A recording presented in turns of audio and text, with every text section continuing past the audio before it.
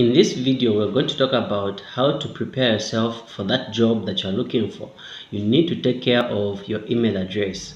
You cannot use an email address with some funny characters on it. So for example, if your name is Jeremiah Water, you just have to create an email address saying jeremiahwater@gmail.com or at yahoo.com or any other email provider that you may be using. So the employers must be able to find your name on the email address. You don't have to use some funny characters like words, like letters or anything like that. That is very, very important. Some employers or some recruiters will look at that as the first sign of you being serious or not. You don't have to use some unwanted characters on your email address. It has to be formal, it has to be official, it has to represent your name. There's some people who don't even have email addresses and yet they are looking for a job, and they end up using other people's email addresses. So that is also not okay. You need to create your own email address for free for Google, for Gmail at Google, and then just create that email address. Then use that. Ensure that it is representing your name. Ensure that it is representing your name. That is your first name and your last name, or your last name and your first name, just like that.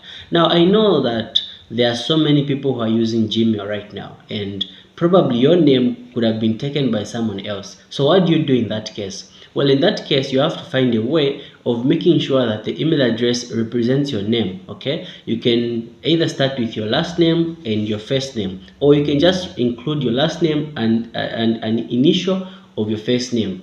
For example, if your name is Peter Bwalia and there's someone else who has registered as Peter Bwalia on Gmail, you can just say bwalia.peter@gmail.com.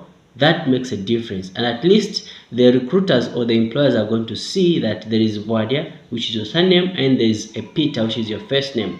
So those are the things that you need to look out for when creating an email address.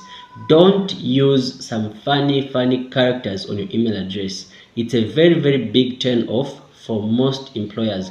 Probably this is why you have not been called for the interviews that you attended to, or you have not been called for the applications that you submitted.